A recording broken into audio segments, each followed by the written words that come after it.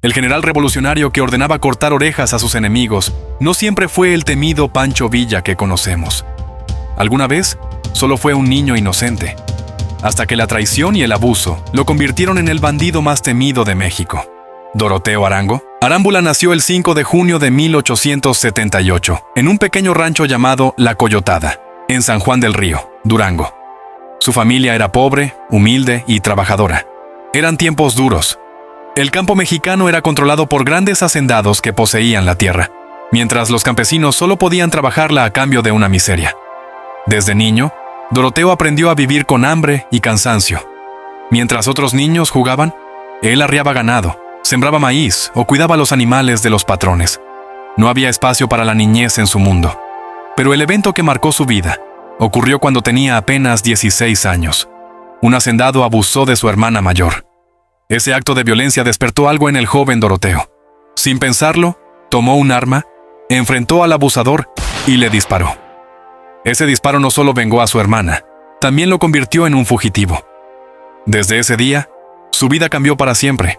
El niño campesino quedó atrás y comenzó la leyenda de quien sería conocido como Pancho Villa. Convertido en prófugo, Doroteo huyó a las sierras del norte de Durango y Chihuahua. Allí, entre montañas y desiertos, aprendió a sobrevivir con lo poco que tenía. Hambre, frío y miedo eran su pan de cada día. Fue en esos años cuando adoptó el nombre que lo haría inmortal, Pancho Villa. Nadie sabe con certeza por qué eligió ese nombre, pero con él creó un nuevo personaje, uno que inspiraba respeto y temor.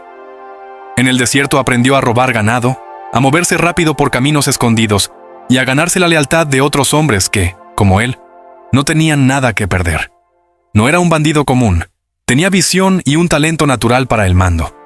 Organizó a su grupo, impuso reglas y disciplina.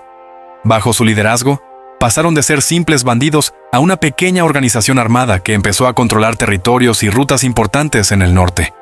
En 1910, México era un país al borde de la explosión. Tras más de 30 años de dictadura, Porfirio Díaz había sumido al país en un sistema desigual. Riqueza para unos pocos y pobreza extrema para la mayoría. Fue entonces cuando Francisco I. Madero levantó la voz y llamó a la revolución. Ese llamado llegó hasta el norte, donde Pancho Villa escuchó algo que lo conmovió. Una causa más grande que él, una lucha por justicia. Villa se unió al movimiento, y su capacidad de liderazgo brilló de inmediato. No era un hombre educado, pero tenía lo que muchos generales de carrera no: instinto militar. Con un carisma imparable, reunió campesinos, bandidos y obreros para formar lo que más tarde se conocería como la División del Norte. Villa modernizó su ejército con ideas innovadoras. 1. Utilizó trenes para mover rápidamente a sus tropas. 2. Implementó tácticas de guerrilla que confundían al enemigo. 3. Estableció comunicación constante entre sus frentes de batalla. Cada victoria que conseguía lo hacía más popular y más temido.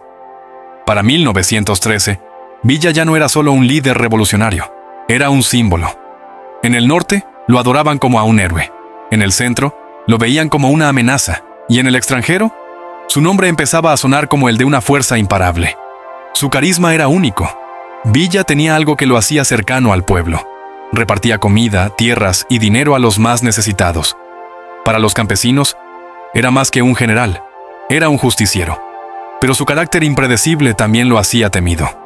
Podía repartir ganado a los pobres en la mañana y en la tarde ordenar fusilamientos sin pestañear. Para él, la lealtad era sagrada y la traición imperdonable. La División del Norte, bajo su mando, comenzó a obtener victorias épicas. En batallas como Torreón y Zacatecas, Villa demostró que no necesitaba una academia militar para derrotar a los ejércitos del gobierno. En Zacatecas, una de sus victorias más legendarias, Villa utilizó trenes, artillería y ataques coordinados para tomar la ciudad en cuestión de horas. El triunfo fue tan contundente que el gobierno de Victoriano Huerta se tambaleó. Con la caída de Huerta, el país no encontró paz. Venustiano Carranza, líder del constitucionalismo, comenzó a chocar con Villa. Los ideales que alguna vez los unieron se rompieron, y México se vio dividido otra vez. Villa, que antes era visto como un héroe nacional, ahora era considerado un rebelde por el nuevo gobierno. En 1916, tras sentirse traicionado por el gobierno estadounidense que antes lo había apoyado, Villa decidió dar un golpe histórico. cruzó la frontera con cientos de hombres y atacó Columbus, Nuevo México. El ataque desató el caos y el pánico en Estados Unidos. Fue la primera vez que un ejército extranjero pisaba su suelo en décadas. La respuesta fue inmediata. El general John Pershing, con miles de soldados y el apoyo de tecnología moderna, entró en México para capturarlo. Pero Villa era un fantasma. Conocía cada montaña, cada cañón, cada sendero oculto. Durante meses burló a los soldados americanos, emboscándolos y desapareciendo antes de que pudieran alcanzarlo. Nunca lo atraparon. Con el tiempo, la revolución cambió. Las luchas internas, las traiciones y el desgaste fueron debilitando a Villa y a sus hombres. En 1920, cansado de la guerra, aceptó un acuerdo de paz con el gobierno.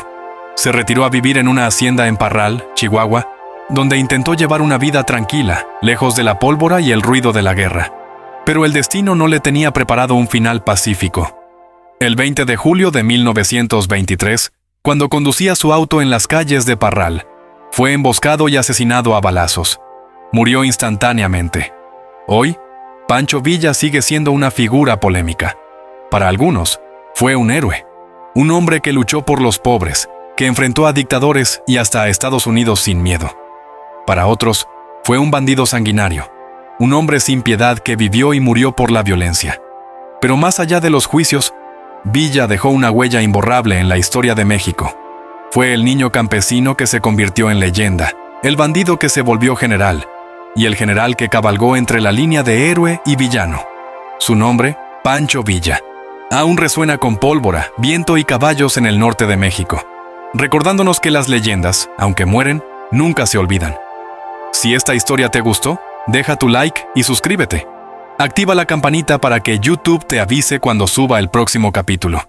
Tu apoyo ayuda muchísimo a que sigamos contando estas anécdotas desde el baúl de las leyendas del caballero. ¿Qué historia te gustaría que contemos después? Te leo en los comentarios.